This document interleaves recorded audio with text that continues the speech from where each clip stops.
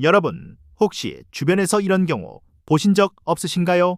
어제까지만 해도 등산도 다니고 정정하던 70대 친구가 80세가 되자마자 거짓말처럼 기력을 잃고 누워 지내게 되는 모습 말입니다.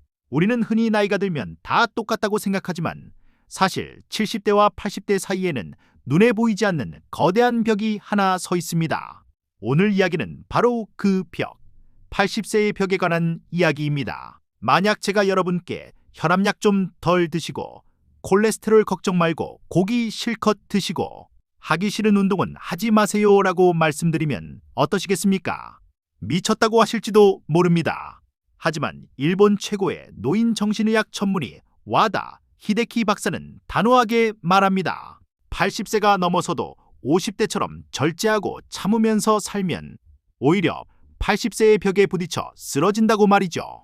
여기 실제 사례와 비슷한 김 선생님의 이야기를 들려드리겠습니다. 김 선생님은 평생 건강관리에 철저하셨습니다. 80세가 넘어서도 혈당 조절한다고 밥을 반 공기로 줄이고 고기는 입에도 안 대고 채소만 드셨죠. 그런데 어느 날 감기에 걸리시더니 갑자기 폐렴으로 번져 입원하게 되셨고 퇴원 후에는 걷기조차 힘들어지셨습니다. 도대체 무엇이 문제였을까요? 문제는 바로 뺄셈 건강법이었습니다.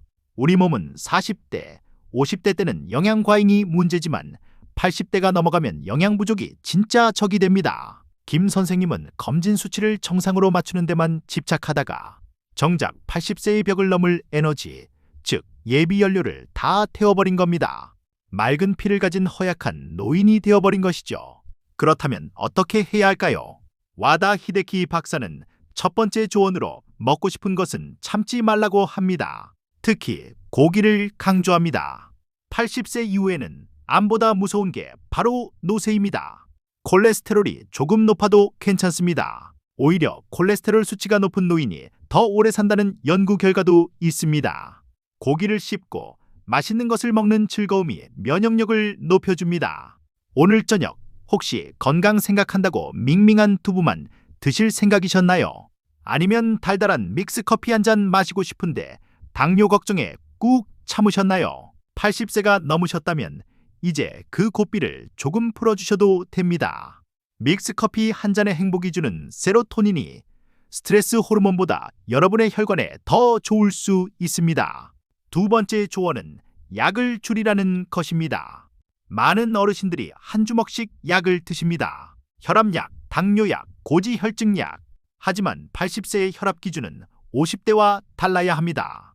나이가 들면 혈관이 딱딱해지기 때문에 피를 머리끝까지 보내려면 혈압이 조금 높은 것이 자연스러운 현상일 수 있습니다. 그런데 약으로 혈압을 강제로 뚝 떨어뜨리면 어떻게 될까요? 머리로 가는 혈액이 부족해져서 어지럼증을 느끼고 멍해지며 기운이 빠집니다. 심하면 이것이 치매 증상처럼 보이기도 합니다.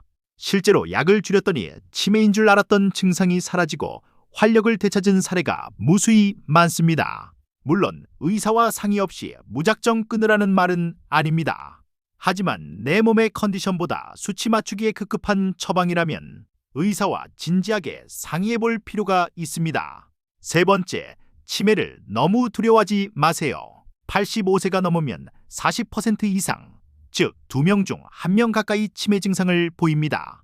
와다 히데키 박사는 말합니다. 치매는 병이 아니라 노화의 자연스러운 과정이라고요. 암이 걸려도 80세가 넘으면 진행 속도가 느립니다. 치매가 와도 익숙한 환경에서 좋아하는 것을 하며 지내면 죽는 날까지 나답게 살 수 있습니다. 동네 경로당에 90세 박 할머니가 계십니다. 이분은 가끔 같은 말을 반복하시고 물건 둔 곳을 깜빡하십니다. 누가 봐도 초기 치매 증상이죠. 하지만 할머니는 매일 경로당에 나와 고스톱을 치시고 친구들과 농담을 주고받습니다. 자식들도 요양병원이 아닌 집에서 모십니다. 할머니는 말씀하십니다. 정신이 좀 오락가락하면 어때? 오늘 친구들 보고 웃었으면 된 거지. 이것이 바로 승자입니다. 네 번째, 싫은 것은 억지로 하지 마세요. 젊었을 때야 인내가 미덕이었지만 80세 이후의 인내는 스트레스일 뿐입니다. 싫은 사람 만나서 스트레스 받으며 혈압 올리지 마시고 하기 싫은 운동 억지로 하며 관절 망가뜨리지 마세요. 대신 좋아하는 가수의 노래를 따라 부르고 맛집을 찾아다니며 걷는 것이 최고의 운동입니다. 뇌는 즐거울 때 가장 활발하게 움직입니다. 책에서는 운전면허 반납에 대해서도 조금 다른 시각을 제시합니다. 물론 안전이 최우선이지만 시골에 사시거나 차가 없으면 이동이 불가능한 분들에게 운전면허 반납은 사회적 고립을 의미할 수 있습니다. 운전을 그만두는 순간 활동량이 급격히 줄어들고 사람을 만날 기회가 사라져 노쇠가 가속화된다는 것이죠.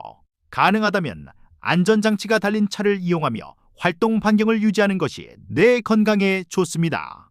이제 평균 수명 같은 건 잊으세요. 80세의 벽을 넘는 순간 우리는 통계의 영역을 벗어난 것입니다. 하루하루가 신이 주신 보너스입니다.